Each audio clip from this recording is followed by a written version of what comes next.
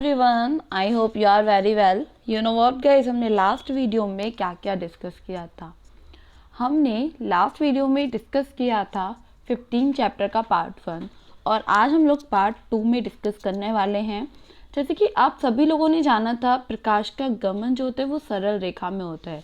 किस में होता है? सरल रेखा में होता है। उसके कुछ एग्जाम्पल्स हम लोग जानने की आज कोशिश करते हैं।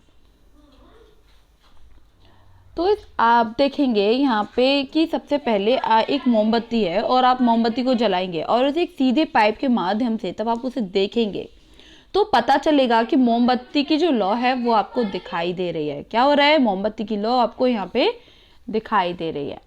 लेकिन अगर आप सेकंड पार्ट को यहाँ पे देखेंगे तो ये जो आपका टेढ़ा मेढ़ा पाइप है, ठीक है, सीधा नहीं है वो, तो तब आप उससे देखेंगे तो आपको मोमबत्ती की लौ फिर से नहीं दिखाई देगी। ठीक है, जैसे मैंने आपको बताया था कि प्रकाश का गमन बिल्कुल सीधी रेखा में होता है। कैसे होता है? बिल्कुल सीधी रेखा में होता है। तो आप यहाँ पे इसको समझ पा रहे होंगे कि आपकी जब सीधा पाइप था तो आपको दिखाई दे पा रहा था, तब आपका पाइप टेढ़ा हो गया तो आपको दिखाई नहीं दे रहा है। आई होप ये एग्जाम्पल काफ़ी अच्छे से यहाँ पे आपको समझ आया होगा। आपको ये समझ लेना है कि जो प्रकाश का जो आपका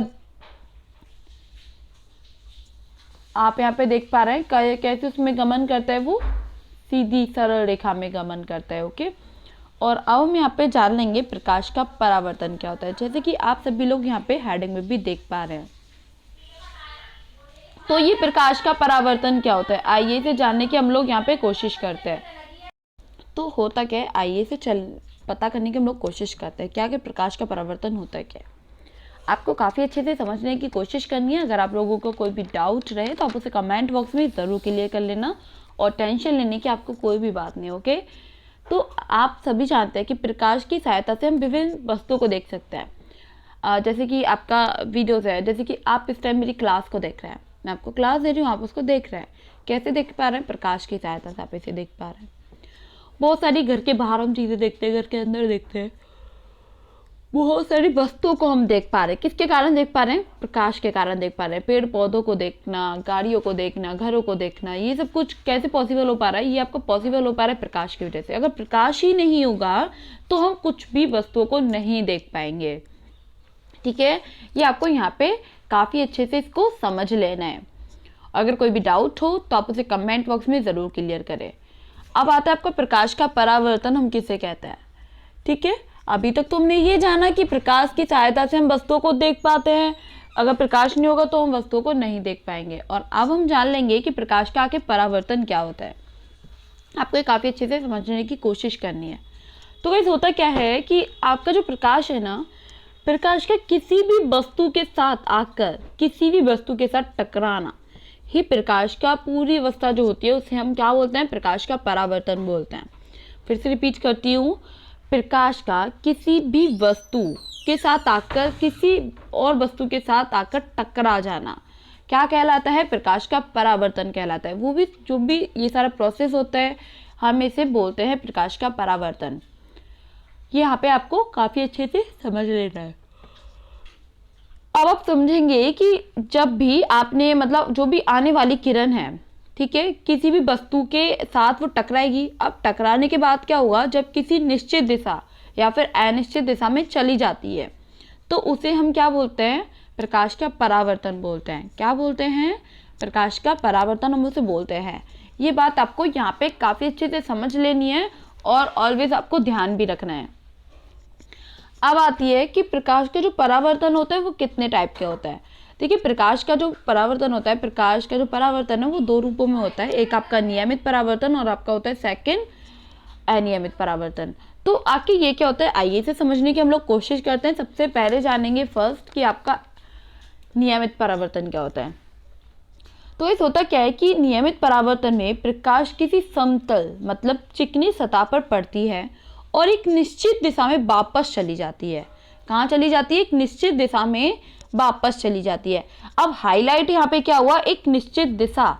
जैसे कि हम प्रकाश को क्या बोल रहे हैं और हमने बोला इसको अनियमित परावर्तन, मतलब नियमित परावर्तन हम इसको बोल रहे हैं। अब लाइक ऐसा ये आपका जस्ट मिनट, ये आपकी एक सतह है सीधी और इस पे से कोई किरण आई, निश्चित दिशा से आई और एक निश्चित दिशा में चली गई। ठीक है, ये यहाँ पे आपको काफ़ी अच्छे से समझने की कोशिश करनी है। तो क्या हुआ, एक निश्चित दिशा से ये आ रही है और एक निश्चित दिशा में ही ये चली जा रही है। देन आप देखेंगे कि इसमें आप देखेंगे ये जो है ये बराबर है। ठीक है, बराबर है। अगर 45 डिग्री आपका ये कोण बनेगा तो 45 डिग्री का ही आपका ये कोण बनेगा। ठीक है, तो ये क्या हुआ, एक निश्चित दिशा, एक निश्चित दिशा से आई, एक निश्चित दिशा में ही चली गई। तो ये आपका क्या हो गया, नियमित परावर्तन हो गया। क्या हो गया, नियमित परावर्तन। ये आपको यहाँ पे काफी अच्छे से समझने की कोशिश करनी है। अब आपका आता है सेकंड, अनियमित परावर्तन। जब भी प्रकाश किसी असमतल, मतलब फर्स्ट में आपका समतल था, सेकंड में आपका असमतल है, मतलब खुरदरी जगह पर। अब क्या होगा, एक तरीके से वो हिट करती है वहां पे खुरदरी जगह पर। कैसे हिट करेगी, आइए इसको समझने की हम लोग कोशिश करते हैं। ये आपकी खुरदरी जगह है। ठीक है, ये ऐसी नहीं है, ये खुरदरी है। ठीक है, तो आप इसे समझने की कोशिश करें। तो प्रकाश की किरणें छिटक जाती हैं, किस पे छिटक जाती है, कोणों पे छिटक जाती हैं। तो किसी निश्चित दिशा में नहीं जा सकती हैं वो, मतलब जाने की कोशिश करती हैं लेकिन वो जा नहीं पाती हैं, वो एक विभिन्न कोणों में छिटक जाती हैं। और इसे ही हम लोग क्या बोलते हैं, अनियमित परावर्तन बोलते हैं। क्या बोलते हैं, अनियमित परावर्तन हम इसे बोलते हैं। आप सभी यहाँ पे भी देखिए एग्जाम्पल देख पा रहे हैं। फर्स्ट वाला आपका ये वाला हो गया। तो इसमें क्या हो रहा है, यहाँ पे पानी में पेड़ की छाया पड़ रही है। ये किसके कारण पड़ रही है आपको पता है, बताइए किसके कारण पड़ रही होगी। तो जैसे कि आपकी जो जल में पड़ने वाली छाया है, ये प्रकाश का परावर्तन का ही आपका एक एग्जाम्पल है। यहाँ पे ये यहाँ पे आपको काफ़ी अच्छे से समझ लेना है। एंड आपको पता है कि प्रकाश का परावर्तन जो होता है हमारे दैनिक जीवन में किस प्रकार से संबंधित होता है। सेकंड पहले से और समझ लेते हैं। देखिए ये जो है आपका, इसमें क्या हो रहा है, यहाँ पे शेर है और एक आपका रैबिट है। यहाँ पे आपने एक कहानी सुनी होगी बचपन में, एक रैबिट होता था, एक शेर होता था।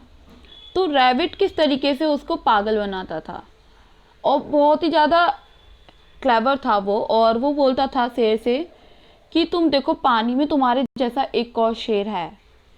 ठीक है, और वो क्या कि यहाँ पे वो शेर उसको खाने की जगह, रैबिट को पकड़ने की जगह वो शेर को देखने लगता है पानी में झुक के। और जैसे वो उसकी तरफ रिएक्ट करता है तो परछाई भी सेम उसकी वैसी ही आती है। तो फिर उसे गुस्सा आया शेर का, और वो गुस्से में शेर किसमें कूद गया, पानी में कूद जाता है, कुएं में। और जो रैबिट होता है वो बच जाता है, और जंगल के सारे जो रैबिट्स होते हैं, छोटे छोटे जो भी एनिमल्स होते हैं, वो बच जाते हैं शेर से। ठीक है, ये यहाँ पे इसकी स्टोरी है, ये यहाँ पे आपको समझ लेना है। ये आपका स्टोरी भी हो गया, और स्टोरी से आपको याद भी रहेगा कि शेर परछाई में देख रहा था, वो किसके कारण हो रहा था, प्रकाश के परावर्तन के कारण हो रहा था। ये यहाँ पे आपको काफ़ी अच्छे से समझ लेना है। अगर फिर भी आप लोगों का कोई डाउट रह जाए तो आप मेरे से कंफर्म कर लेना। ओके, अब आता है आपका प्रकाश का परावर्तन हमारे दैनिक जीवन में किस प्रकार से संबंधित होता है। तो आइए इसे समझने की हम लोग यहाँ पे कोशिश करते हैं। तो इस होता क्या है कि प्रकाश के परावर्तन के लिए अगर समतल दर्पण में अगर इसका परावर्तन हो रहा है, तो अपरिवर्तित जो किरणें होती हैं और जो आपका परावर्तित जो किरणें होती हैं, उनका जो मान होता है, ठीक है, वो बिल्कुल बराबर होता है। कैसा होता है, उनका जो मान होता है वो बिल्कुल बराबर होता है।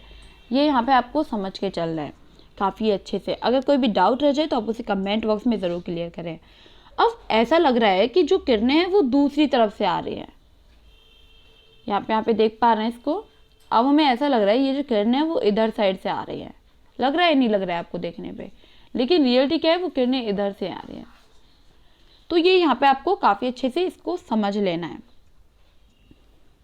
अब हो क्या रहा है यहाँ पे कि आप सभी जानते हैं कि दर्पण जो होता है, ठीक है, दर्पण में हम अपने चेहरे को नियमित रूप से तब हम देखते हैं, नियमित परावर्तन से ही हम उसको देख पाते हैं। और जो वस्तु कॉपी है, जैसे कि आपके घर में बहुत सारी विभिन्न प्रकार की वस्तुएं होती हैं, जो वस्तुएं हमारे आसपास हम देख रहे हैं, गाड़ी है, घर है, कोई भी है आसपास घर के बाहर, उसे हम अनियमित परावर्तन बोल रहे हैं। और जो हम मिनर में देख रहे हैं उसे हम नियमित परावर्तन बोल रहे हैं। ये यहाँ पे आपको काफ़ी अच्छे से समझ लेना है। आई होप आप सभी को काफ़ी अच्छे से समझ आया होगा कि नियमित परावर्तन क्या होता है, अनियमित परावर्तन क्या होता है, प्रकाश का परावर्तन हम किसे बोलते हैं, प्रकाश का जो परावर्तन होता है वो कितने रूपों में होता है। ये सारी बातें आपको काफ़ी अच्छे से समझ आई होंगी। अगर आप लोगों का कोई भी डाउट रह गया हो तो आप उसे कमेंट बॉक्स में क्लियर करना बिल्कुल न भूलें। और हाँ, ऐसा होता है ना कि बहुत सारे लोग ऐसे होते हैं कि एग्ज़ाम की प्रिपरेशन करते करते डिमोटिवेट हो जाता है, क्योंकि देखिए यूपीएससी एक बहुत लॉन्ग जर्नी है। इसमें हमें मोटिवेट रहना है, अपने आप को मोटिवेट रखना होगा। अब मोटिवेट रखने के लिए हमें क्या करना होता है? मोटिवेट रहने के लिए तब भी आप डिमोटिवेट होता है ना, तो आप एक बात सोच लें वहाँ पे कि आपने प्रिपरेशन शुरू ही क्यों की थी। आपको देखिए डिमोटिवेट नहीं होना है, मोटिवेट रखना है। जो आपने सोचा है आपने उसे करना है, क्योंकि आपने यूपीएससी में अगर कदम रख ही दिया है कि हाँ मुझे ये करना है, अगर आप बीच में से छोड़ के चले जाएंगे तो अच्छा नहीं रहेगा ना। तो आप इसे कंप्लीट ही करिए। और हाँ, मैं 100% श्योर हूँ कि हाँ आपका एग्ज़ाम ज़रूर क्लियर होगा, लेकिन कब क्लियर होगा? तब आप पूरी लगन के साथ मेहनत करेंगे। दुनिया में ऐसा कोई भी काम नहीं है जो कोई नहीं कर सकता। हर चीज़ पॉसिबल है, हर कोई कर सकता है। तो हर कोई कर सकता है तो आप क्यों नहीं कर सकते? आप भी कर सकते हैं। तो अपने मेहनत करिए आराम से, कोई भी टेंशन लेने की बात है नहीं। अगर कोई भी प्रॉब्लम आती है तो आईएएस पॉइंट की टीम आप लोगों के साथ है, आप उन्हें बताएं। कमेंट बॉक्स में कमेंट करें। अगर आपके पढ़ाने में कोई भी प्रॉब्लम आ रही है तो आप मुझे बताएं, मैं कोशिश करूँगी और अच्छे से समझाने के लिए। लेकिन प्लीज़ डिमोटिवेट नहीं होना है, अच्छे से स्टडी करना है। ओके, सो आज के लिए इतना ही काफ़ी। आई होप आप सभी को काफ़ी अच्छे से समझ आया होगा।